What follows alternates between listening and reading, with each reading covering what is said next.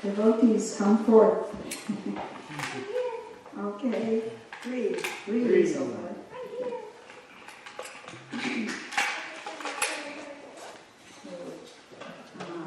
Narayanam namaskritya Naram chaiva narottamam Devim sarasvatim vyasam Tato jayamudiraya. Before reciting the Srimad Bhagavatam, which is the means of conquest, one should offer respectful obeisances unto the personality of Godhead Narayan, unto Narayan Rishi, the supermost human being, unto Mother Sarasvati, the goddess of learning, and unto Srila Vyasadeva the author. Do you know where these are? Or is this still Greek to you? Do you know where these prayers are? I have them in my little book. You got them? Okay, good. Making sure everybody knows what's going on. Okay. Shrinvatam Swakata Krishna. Shrinvatam Swakata Krishna. Punya Shravana Kirtanaha. Punya Shravana Kirtanaha. Vidyantasto hi Bhadrani. Vidyantasto hi Bhadrani. Vidunoti Suhritsatam. Vidunoti Suhritsatam. Shri Krishna, the personality of Godhead, who is the Paramatma, super soul, in everyone's heart, and the benefactor of the truthful devotee, cleanses the desire for material enjoyment from the heart of the devotee who has developed the urge to hear his messages, which are in themselves virtuous when properly heard and chanted. Nashta Prayeshu Bhadreshu Nasta Prayeshu Bhadreshu Nityam Bhagavata Sevaya Nityam Bhagavata Sevaya Bhagavati Uttama Shloke Bhagavati Utmasoke Bhakti Bhavati Naistiki. Bhakti Bhagavati Naistiki. By regular attendance at classes on the Bhagavatam and by rendering service to the pure devotee, all that is troublesome to the heart is almost completely destroyed, and loving service unto the personality of Godhead, whose praise with transcendental songs is established as an irrevocable fact. Yeah. So we are reading from Srimad Bhagavatam, the very means of conquest. And this reading is from the first canto, chapter 18, entitled Pariksha, Cursed by a Brahmana Boy, and we're on number, text 46. I'm going to read from my phone, it's a whole lot easier. Dharma, Dharma, Halo, Halo, Nara, Nara, Bhakti. Bhakti. Actually, that dot under the H is not at the end of the actual line, so don't say the extra A, sorry. Dharma, Halo, Narapati. Dharma, Halo, Narapati. It's supposed to be swallowed up in the whole line, but we... Is that a dot under the H? Yeah, it is, but it's not really a break in the line. Even though we break it for convenience. So my understanding is you don't pronounce it. Sa, Tu, Samrad, Samrat, Rihach, Rihach, Shrabaha. Shabaha. That is actually the end of the line, so I said it. Okay. Satu Samrad, Rihach, Shrabaha. Samrat, Rihach, Shabaha. Sakshan, Sashan, Maha, Maha, Bhagavato, Bhagavato, Sakshan, Maha, Bhagavato, Sakshan, Maha, Bhagavato, Rajarshir, Rajashir, Haya, Haya, Medhayat, Behayat, Rajarshir, Haya, Medhayat, Rajashir, Haya, Behayat, Shut, Shut, Trit, Trick, Shrama, Shrama, Yuto, Yuto, Dino, Dino, Shoot, Trit, Shrama, Yuto, Dino. Shutrit, Sama, Yuto, Dino. Where that word means hunger. Trit means thirst. Shoot, Trit, hunger and thirst. Naivasmach, Naivasmach, Chapam, Chapam, Arhati, Ahati, Naivasmach, Chapam, Arhati, Naivas, Chapam, Arhati. Naivas, Yeah. Chapam, Ati. There's a lot of fancy little tongue twisters in Sanskrit. Dharma Palo Narapati, Dhamma Palo Narapati, Satu Samrad Brihachtravaha, Satu Samrad Vihachavaha, Sakshan Maha Bhagavato, Sakshan Maha Bhagavato, Rajarshir Haya Medhayat, Rajashir Haya Medhayat, Shutrit Shrama Yuto Dino, Shutrit Samayato Dino, Naivasmach Chapamarhati, Naivasmach Chapamati, Dharma Palo Narapati. Dhamma Palo Narapati, It's Nara, it's not Nara, there's no. Nara. Hridayananda says if you get the long A's and the short A's mixed up, it's sort of like getting hot and hut mixed up. Like I have a hot in my backyard, and it's really hot today. So it actually makes a difference. That's the way I would do it. Yep, okay. So, How is it, Nara? now let's try again because they're both down here.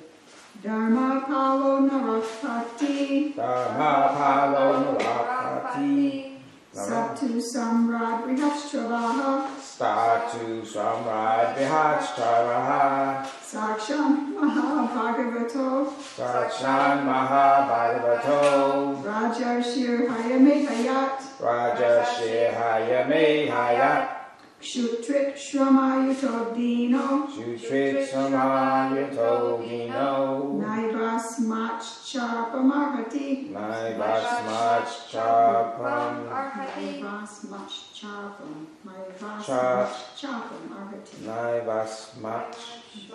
to remember which one is a long A, Ahati. which one is not. Does that 3 times? CHAPAM is 2 syllables. Chop 'em. Chop 'em.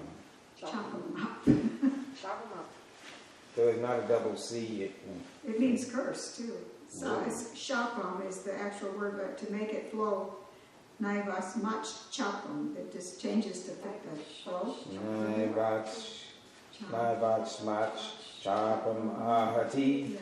Another thing you notice is most of the time, not guaranteed, but most of the time the long A's are where the accent goes in the rhythm. So, I mean, that's poetry, so they work it out. You can't always make it work out because language is language, but... Okay, is it time to try? Dhamma palo narapatahi. Dharma palo narapati. Status samrad prach charavaha. That's brihach. Bihach charavaha. Satu samrad brihach. Saksan mahabhagavati tu. Saksam mahabhagavato. Sakshan mahabhagavato. Raja Sri Hayamat Hatyat. Raja Shirayamihayat. Shoot. Trit Samayota Dehi Dano. Shutrit Shramayotino. Navatsmach Chapam Hati Arati. Naivasmach Chapamavati. Good. Try it. Dharma palo narapati. Dhamma palo narapati. Satu samrad birhach shavaha. Satu samrad bhakshamaha. Sakshan mahabhagavato. Sakshan mahabhagavato. Raja shir hayat hayat. Raja Shiraya Mahatya. Shutrit shramayuto dino. Shutrit Samayuto Dino. Navashmach chapam arhati. Naivasmach Chapamavati. Very good. Difficult lines here. Anybody else? No. Nobody else. Okay. Dharmapalaha. Dhamma-palaha. The protector of religion. The protector of religion. Narapati. Narapati. The king. The king. Saha. He. Tu. But. Samrat. Emperor. Brihat. Highly. Shravaha. Celebrated. Sakshat. Both long A's. Sakshat. Directly. Mahabhagavata. The first class devotee of the Lord. Raja Rishi. Saint amongst the royal orders. Hayamedhayat. The great performer of horse sacrifices. Shoot. Hunger. Trit. Thirst. Shramayutaha. Tired and fatigued. Dinaha. Stricken. Na. Never. Eva. Thus. Asmat. By us. Shapam. Curse. Arhati. Deserves. Okay. Translation and purport by His Divine Grace, A.C. Bhaktivedanta Swami Srila Prabhupada. Jai Shri Prabhupada. Translation, I'll read once through first. The Emperor Parikshit is a pious king. He is highly celebrated and is a first-class devotee of the personality of Godhead. He is a saint amongst royalty, and he has performed many horse sacrifices. When such a king is tired and fatigued, being stricken with hunger and thirst, he does not at all deserve to be cursed. So please repeat. The Emperor Parikshit is a pious king. The Emperor Parikshit is a pious king. He is highly celebrated. He is highly celebrated. And is a first-class devotee of the personality of Godhead. And is a first-class devotee of the personality of Godhead. He is a saint amongst royalty. He is a saint amongst royalty. And he has performed many horse sacrifices. And he has performed many horse sacrifices. When such a king is tired and fatigued, When such a king is tired and fatigued, being stricken with hunger and thirst, being stricken with hunger and thirst, he does not at all deserve to be cursed. he does not at all deserve to be cursed. Purport. After explaining the general codes relating to the royal position and asserting that the king can do no wrong and therefore is never to be condemned, the sage Shamika wanted to say something about Emperor Parikshit specifically. The specific qualification of Maharaj Parikshit is summarized herein.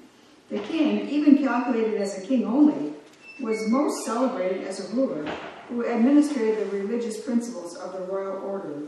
In the Shastras, the duties of all castes and orders of society are prescribed. All the qualities of a Kshatriya, mentioned in the Bhagavad Gita, 1843, were present in the person of the emperor. He was also a great devotee of the Lord and a self-realized soul. Cursing such a king when he was tired and fatigued with hunger and thirst was not at all proper. Shamika Rishi thus admitted from all sides that Maharaj Parikshit was cursed most unjustly. Although all the Brahmanas were aloof from the incident, still, for the childish action of a Brahmana boy, the whole world situation was changed. Thus, Rishi Shamika, a Brahmana, took responsibility for all deterioration of the good orders of the world. He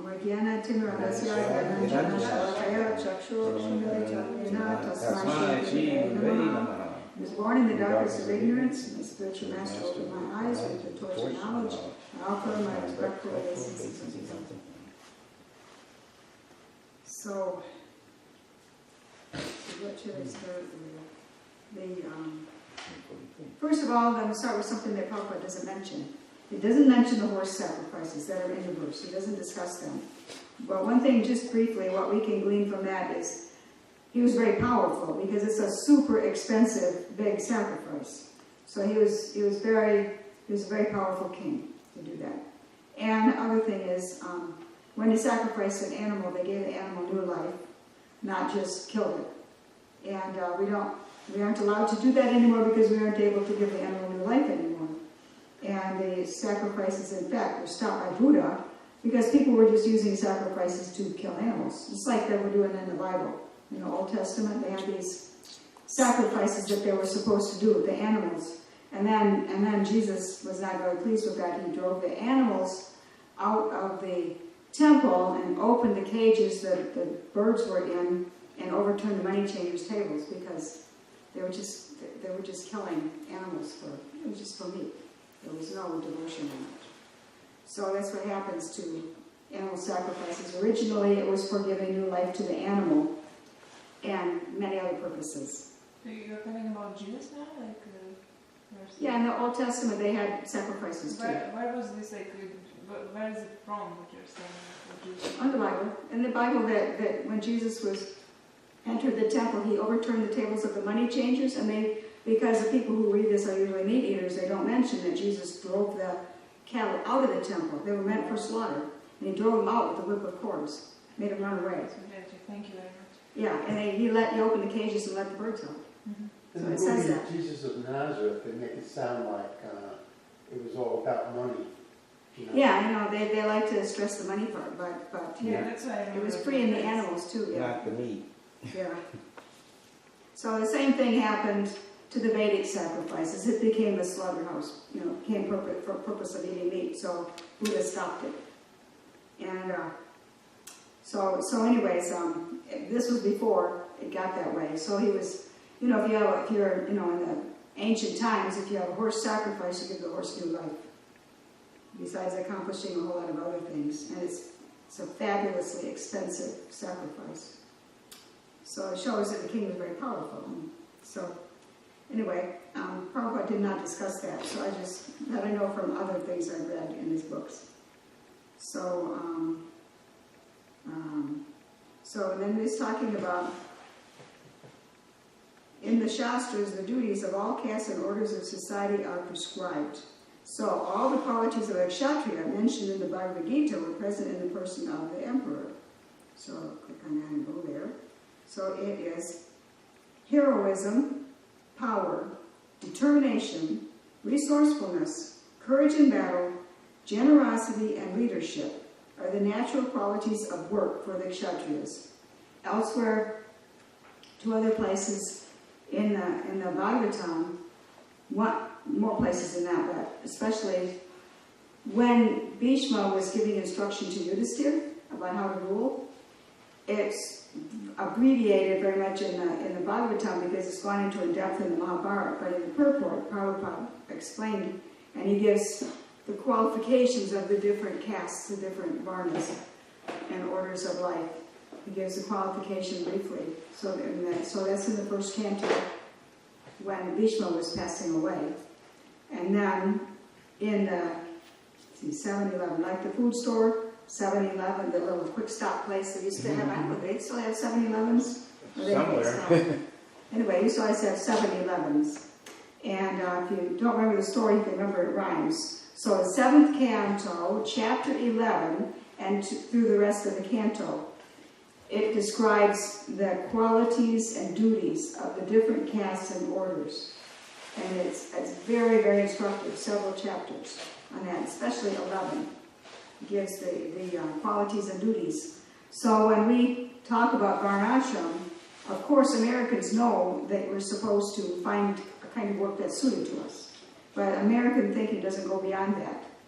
So in the Vedic scriptures, instructions are there for the qualities of character needed for each kind of work and the duties and the ways they're supposed to relate to each other. It's all given. So it's really good to study. And Maharaj Parikshit was a perfect example of the king. More things than that. Another thing listed in some of these other places is that a Kshatriya is a lover of the Brahminical culture. So he is also, it comes clear in this particular sequence that we're studying now, the Kshatriyas are subordinate to the Brahmanas. And the Kshatriyas obey the Brahmanas, and the Brahmanas teach the Kshatriyas.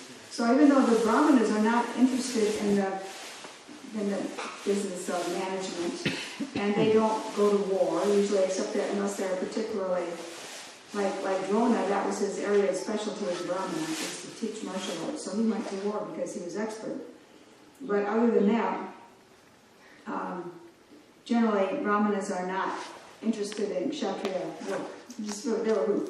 But they are interested in the good of society and the spiritual qualities and the principles, and they teach these things, and the Brahmanas are dependent on them for this kind of guidance and education. And so the Brahmanas, even though they're sitting in some little hut somewhere meditating, they feel responsible for the king who's running the world. So you see this in this sequence here, where Parikshit is cursed by the Brahmana boy, the father of the boy, is feeling very great responsibility for the king who's supposed to be under his protection. So these are the intricacies of the different kinds of relationships that if we really want to establish Varnashram, which we're supposed to do, we need to understand these kind of intricacies, not just kinds of work, because Americans already kind of got that idea. And around the world, people know they should get work that they're suited for. So we need to go deeper, and we need to understand about the qualities and the duties and the interrelationships. So that will make it actually a Krishna conscious thing and actually beneficial to society. Now people just do what they want. They find something that they like, and they might or might not have any qualifications for it except a little talent or something, to do it. And they may do it with, to be a president of the United States. One should have certain qualifications, and the Vedic scriptures say what kind of qualifications he should really have. And let's say Americans don't know about this. Let's say Americans don't know who they're electing, and they don't know what the qualifications should be. So anyway, this is really important. And they, let's say in the scripture, in the Shastras, the duties of all castes and orders of society are prescribed. So, and the king, this king, Maharaj Parikshit, had all the qualities. And he was doing all the duties perfectly. He was an ideal king. And he was also saintly. He was a pure devotee. He was a Madhava-priya, a great pure devotee of the Lord. So that was also like a further qualification, that he was such a great pure devotee of the Lord. And that gave him even more qualities. So here he was tired and thirsty, and he sort of did something improper. He shouldn't have done. He should see, respect the Brahmanas more, but he did something improper. But the lesson from this that we should take, just because somebody does something a little off on a bad day, we should still, if somebody is a devotee, trying their best to be like a pure devotee, trying their best, because Prabhupada taught us exactly how to act as pure devotees. We may be full of impurities, but if we follow his instructions, we can be considered like pure devotees on Prabhupada's strength. Prabhupada said, all my disciples are pure devotees. Why? Because he taught them how to act like pure devotees, and because they were following him, and he was the pure devotee. Even though we're full of impurities that we've got to get rid of, but sometimes these impurities come out. So when we are having our dealings with each other, we're supposed, Prabhupada said, excuse one another's minor offenses. This is a minor offense that the king got real mad, and he put a gross insulting dead snake on the Rishi's shoulder. That was a minor offense. And so it should have been excused. And the Rishi didn't care. He excused it in a blink. He didn't care. So we should take a lesson from this, that sometimes devotees have a bad day, or they misbehave or something. If we see that they're trying to serve Prabhupada, we should excuse them. We should not pounce on them or talk bad about them or punish them or something like that. So we need to understand this deeply. But we also need, just like a king has to have real discrimination. There have been times where the Brahmanas have to rise up and curse a king. And the specific time I'm thinking about is King Vena, who was so bad. He was such a bad son that his father, the king, he couldn't control his son, and I guess he didn't think about him, should I kill him, but he couldn't control his son, and his son would go out playing with his playmates and kill them for a part of the play. So his son was just so bad, and his father was so depressed about what his son had become like. So he just renounced everything and went away, and his son became king. Well, there were no outlaws, obviously, except maybe the king, but there were no outlaws in the kingdom because everybody was afraid, so there's no crime. However, he would kill people and do cruel things, and he was really bad. And so the Brahmanas were concerned about this. They didn't want to get involved, but then they said, this is really bad. So they tried to talk to the king, and he just insulted them. He was very arrogant to them. First, they tried to teach him. And King Vena was very insulting and arrogant, and didn't see any need that the Brahmanas were of any value to him. So they decided we're going to have to take action. So it said in the verse, it said they killed him with high-sounding words. Basically, it means they cursed him to death.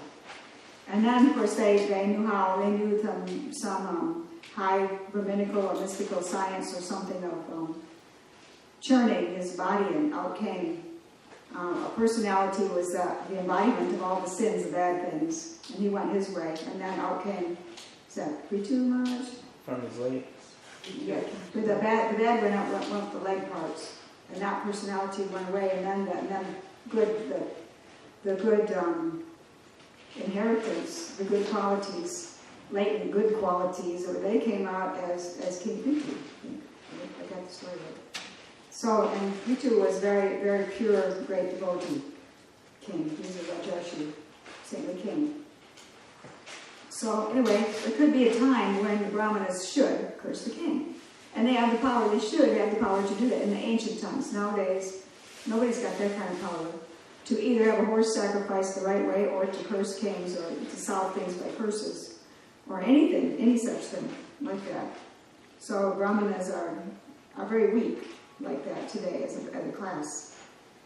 But in those times, it was not improper under the right circumstances to curse a king. But this was not those kind of circumstances. So he was a saintly person, and a Brahmana boy, he didn't know anything. Excuse me.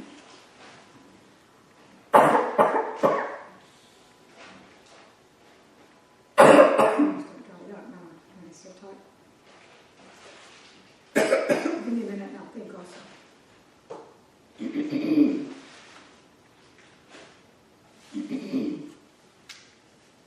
Okay. Although all the Brahmanas were aloof from the incident, still, for the childish action of a Brahmana boy, the whole world situation was changed. Thus, Rishi Shamika, a Brahmana, took responsibility for all deterioration of the good orders of the world. I can't remember here. The good orders of the world. So everything deteriorated from that point. There is more in the next verse, so I'll come back for class tomorrow. I looked ahead. There's more in the next verse about what was happening to the Brahmanas.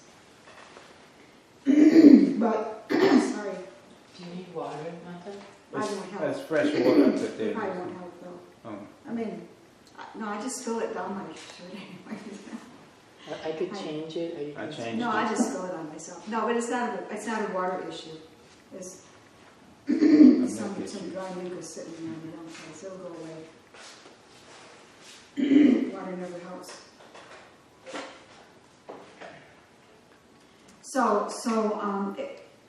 It's in the next text. It tells in the purport what was happening to the Brahmanas at this time, but also in a different place. I forgot where it says, but it says this is the first inroad Kali made, the personality of Kali.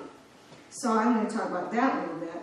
So how did Kali get in here? Because Kali was ordered to live only where there was animal slaughter and intoxication and illicit sex and gambling and gold. So the Brahmana had none of this going on. The Brahmana boy, he was just a son of his father, none of this was going on. However, because he was a boy he had knowledge of how to curse, he had some Brahminical power, but he did not have proper respect. Culture. Yeah, he was just a boy. He did not have proper respect. So he was like a target. I guess we'd have to say Kali escaped. Kali escaped from his boundaries there. He found a way, a weak point to escape. And the other thing I'd say, well, somebody brought up in class, it's not mentioned in the books anywhere, but king had gold. He said that Kali may go where there's gold, and kings always have gold. So he wore a gold crown. I don't know if he had it hunting, but he had gold. So it was unlike him to yield to this hunger and thirst and anger and feeling offended and do this low-class insulting thing to a great rishi. So I don't know, but maybe Kali was resident there in his gold and had some influence there too. So it doesn't seem very standard, typical of Maharaj Parikshit. So, but anyway, so Kali made an escape from his boundaries there and started this whole thing. And it really did start something. It wasn't just one Brahmana boy and one event that started the whole thing. Actually, the great saintly king was removed from his position by this. And he was the emperor of the world, and he was the one who was keeping everything so pure. And his son, I said in a recent class, his son was probably not up to his standard. Janamejaya was immediately trying to get revenge. His father's cursed by a Brahmana boy to be died by a mystical snake bird. So what happens is Janamejaya decides to take revenge on all the snakes in the world. So that's not the highest, in my opinion. It doesn't seem like the highest kind of thinking, the most quality of thought going on. And he had to be stopped by the sage because these snakes are innocent. And the sage admitted, well, okay, maybe they had some karma, but still, they didn't do it. They didn't kill their father, so why are you killing them? And he was ready to kill Indra just to get Takshaka, because Takshaka was hanging on to Indra for protection. He was ready to kill Indra too, just to get Takshaka. So that's not really discriminating. So right there, things were not in as high a plane anymore. And it's been going downhill. But, there's supposed to be a Kali Yuga, so there can be chanting of the holy names. There can be Sankirtan Yagya and easy path back to Godhead. So, and a time for all the bad karma to express itself. So that's why there has to be a Kali Yuga, and it's standard. There's always a Kali Yuga in turn. So it's a little rough must be terrible experience to be part of the dynamic of bringing in Kali Yuga, like Arjuna knew that this was going to happen. And so he had to do it. Yudhisthira saw what he had done, what it had caused, and he was crushed by it. And now this Shamika Rishi is no doubt crushed. And the boy probably grew up. He cried afterwards because I guess he sensed he did a terrible thing. And so he has to live the rest of his life knowing. So it's a very heavy thing. But it is the plan. There will be a Kali Yuga for its purpose. So I'm going to stop there. Any other questions or discussions? I just wanted to mention, we didn't know his age, the king, right? Hmm? We didn't know the king's age. No, but he had, you know what? I was thinking about saying that. Thank you. Well, Srila Prabhupada, I heard him lecturing yesterday, and he called him a young man. I think I read his age somewhere like 30 That's the word something. he used. He was still a young man. I read the age of the king somewhere. Really? I can't remember, or maybe in some lecture I heard. Well, it also says he did many horse sacrifices, and they are huge events. So that was, I don't think you could have more than one horse sacrifice a year. So, But the age of those people was longer too. So Longer maybe what we lives, yeah. considered young would be not so. Not yeah, young also means not decrepit, not time to give up his throne. Right. Still, it's still strong. So he may have been a long time past. Still, even though he was not old yet, but he had accomplished a lot of things. It wasn't like immediately after the Pandavas left. There was some time. It wasn't immediately after Krishna left. It was years past. I don't know how many. Maybe quite a few years past. Google it. Yeah, it said that, Google knows.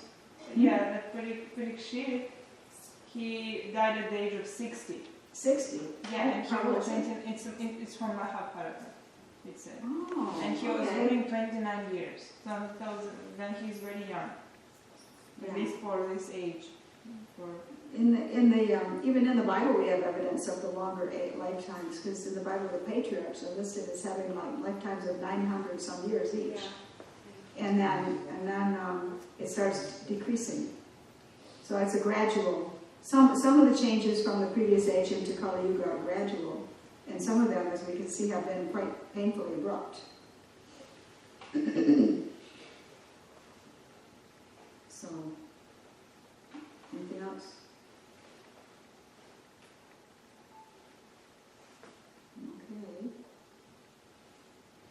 Okay. All glories to Srila Prabhupada, all glories to Srimad Bhagavatam. Thank you very much. John.